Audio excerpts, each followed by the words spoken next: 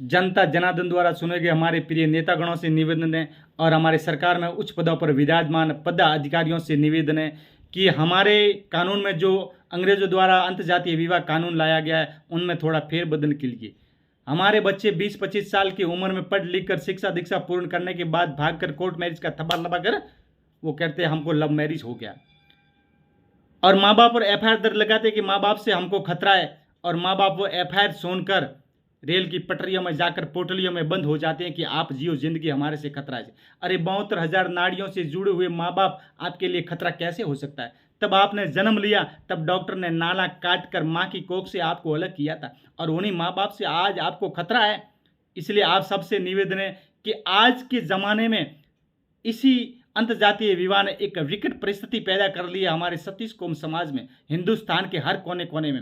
4 बच्चों की माँ भागकर शादी कर देती है, 20 साल अपने घर में बहू के रूप में रहने के बाद पर भागकर कोर्ट मैरिज का थप्पा लगाकर बोलती है हम तो कोर्ट मैरिज हो गया, हमारे को लव मैरिज हो गया। ये कानून हमारे लिए सही नहीं है, हमारे रिश्ते खत्म हो जाए।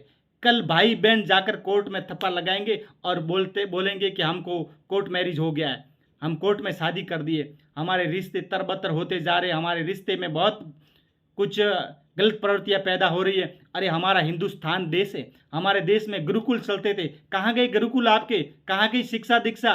कहाँ गए आपके वेद और शास्त्र?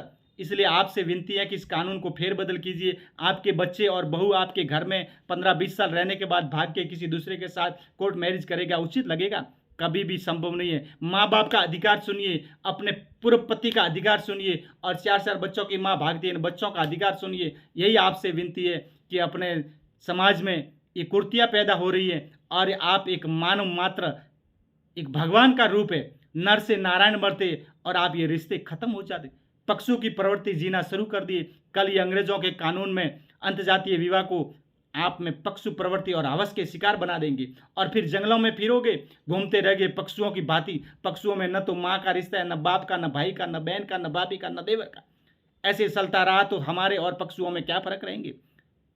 हम नहीं कहते कि अंतर्जातीय विवाह बंद कीजिए, पर किसी औरों का अधिकार सुनिए। बिना अधिकार ये विवाह करना अच्छा नहीं है। माँ बाप का अधिकार सुनिए, पूर्व पति का अधिकार सुनिए, 4 बच्चों का अधिकार सुनिए, तभी ये अपने लिए सही हो सकता है। बाकी एक दिन ये विकट परिस्थिति लेगी और समाज को ले डूबेगी, और अपने हिंदुस्तान का नाम भी बर्बाद होता है। हम अंग्रेजों के ज़माने के लोग नहीं हैं जो अंग्रेजों की भांति जिएंगे। अरे हमारा हिंदुस्तान में वेद, संस्कृति, ज्ञान, सभ्यता, गुरुकुल ऐसे संस्कार दिए जाते थे, और आज अंतर्जातीय विवाह हर एक समाज में एक तबाही मचा के रखा है। आपके घर में भी ऐसा होता तो उचित नहीं लगता, आपको भी मालूम है, पर आप जानते हुए भी इसमें थोड़ा कुछ न कुछ फेरबदल करिए, नहीं तो आने वाले टाइम में हमारे बर्बादी का कारण बन जाएगा मनुष्य मात्र के लिए। ये आप सबको करना पड़ेगा।